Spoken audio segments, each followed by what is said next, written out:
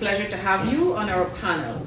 So can you share with us what your journey to becoming a political leader in Tanzania, and what is it that motivates you?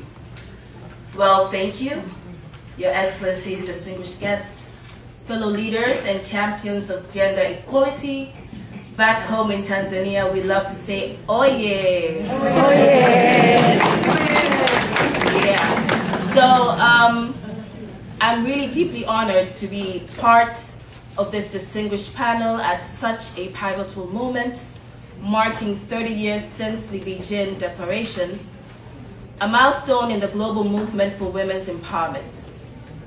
As a political leader from Tanzania and a member of Club de Madrid and an advocate for inclusive governance, I stand before you as both a witness and a product of the relentless struggle for women's leadership in decision-making bodies. So my journey in leadership has been shaped by both challenges and opportunities. As I sit currently as the Secretary General of CCM's Youth Wing and former District Commissioner, I have navigated the complexities of politics and governance in a society where structural and cultural barriers often limit women's ascension to power. Prior to these roles, I have had a very interesting journey. I was a beauty queen. Yeah. And an African media personality. Quite known because of my work. And when I got appointed first as a district commissioner, this is it's appointment in government, part of the executive. There was so much, I stirred such a commotion back home. It led me to delete all of my images on Instagram. And mind you, as it stands today, I have around 9 million followers. So, yeah, I was vilified and crucified on social media. It was bad. And if for the weak, perhaps they could have committed suicide. Because people took my old pictures. You know, when you're a beauty queen, you know, you have your images, you're young, you know. I mean, the women in here, you know. So people took that and forgot all the other achievements I had achieved as an intellectual, as an academician. They were all diminished. And what lay on social media were all these things that were very petty. But so I had to delete all my images on social media. And I was like, you know what? I'm going to start afresh. I'm going to not use my time to prove a point, but I'm going to do my job. I had no time to prove a point. I had to make sure the trust that was set on me, I delivered. And through my leadership, we built the first girls' boarding school in a district that is predominantly cultural and that does not even foster education for girls. We built the first girls' boarding school from scratch. And today the school has more than 1,200 girls who are excelling leadership skills and doing fundamentally well. But we did a lot in tourism. We did a lot to increase the economy of the places. And from there, I got appointments to 2 other districts. And today, I stand as the first female Secretary General of the Youth Wing since its inception in 1978. Wow.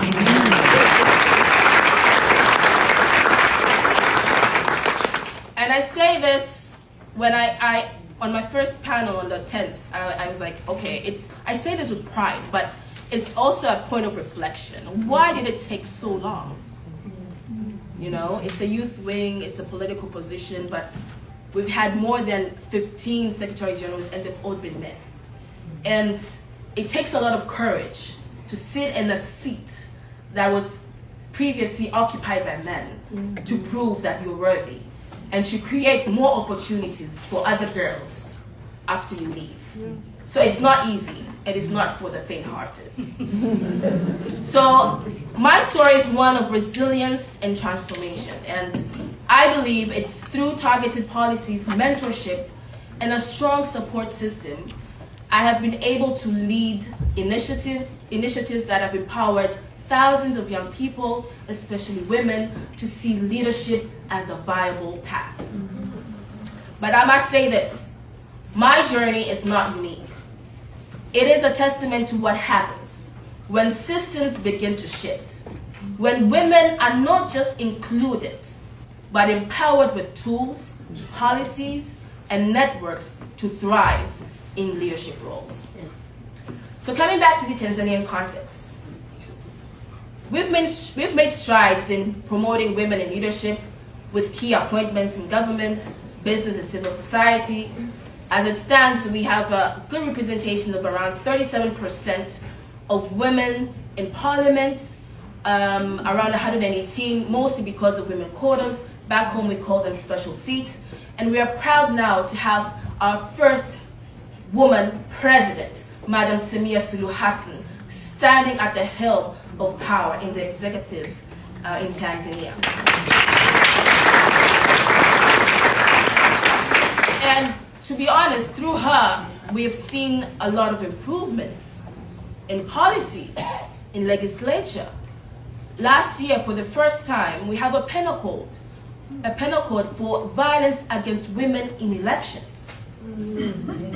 And every political party is mandated to have a gender policy and a gender desk so that we can address issues of gender parity from the political stance. This, I believe, has been achieved because we have a woman on the seat of the presidential capacity, at the presidential capacity. But she's done a lot, and personally, as a young woman leader, I am very proud of her. And this year we have elections. I must say it here, I'm going to champion for her because we need to rally behind women who are courageous and show exceptional leadership qualities. And I'm going to do that personally, in my capacity as a leader, but as a woman in Tanzania. One of the biggest barriers women face is the perception that leadership is a space they must prove they deserve, rather than a right they hold inherently. This is why institutional reform, mentorship, gender-sensitive policies are critical to dismantling long-standing power imbalances. So what is my call to action for everyone present here today? And I must say, I did not expect a full room, but who am I to say that?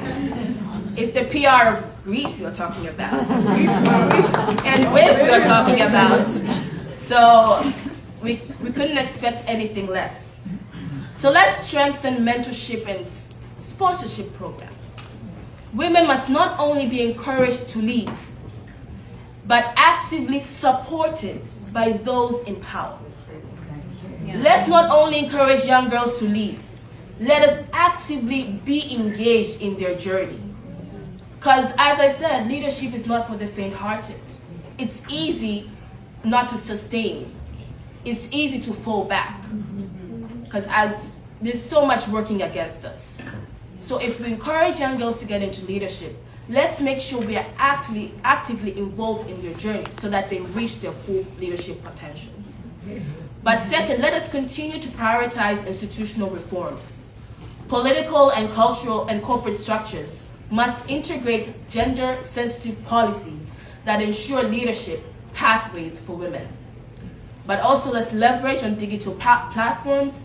Social media, digital campaigns can be powerful tools in shifting narratives around women in leadership and amplifying success stories. Let us not quit on amplifying success stories, on mainstreaming women and what they do, because the social media is brutal. A lot of girls shy away from social media because of vilification, because of bullying. So if we have institutions, governments,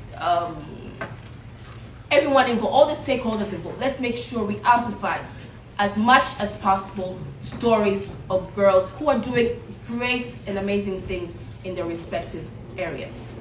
But last but not least, let's create sustainable funding mechanisms. Women in politics and business must have access to financial resources that enable them to compete effectively. I say political emancipation of women is synonymous to their political emancipation. Like, we cannot expect the same women who have been sidelined economically to gain momentum if they don't have anything to help them compete, if they don't have the resources to help them compete in competitive politics. You know, you can't compete in competitive politics if you don't have the right resources, including the financial capabilities to have people rally behind you and have sound campaigns. So let us make sure we create funds. I know there are so many funds that are geared towards enabling women to be economically sound, but let's also see how we can have funds for women who are interested in leadership positions, especially those who are vying for competitive positions in politics. So ladies and gentlemen, this conversation is not just about breaking glass ceilings. It is about rebuilding institutions so that ceilings no longer exist.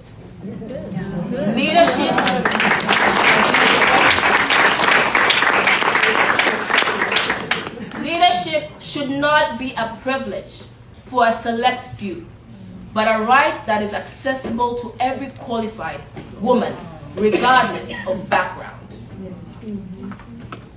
Personally, I'm committed to equipping young women, and I call everyone here with the education, resources, and networks they need to step into leadership with confidence. And I invite all stakeholders present today to collaborate, ensuring that the next generation of women leaders face fewer or no barriers than we did. So let me end by saying that together, let us not just mark 30 years since Beijing, but let us redefine the next 30. Thank you.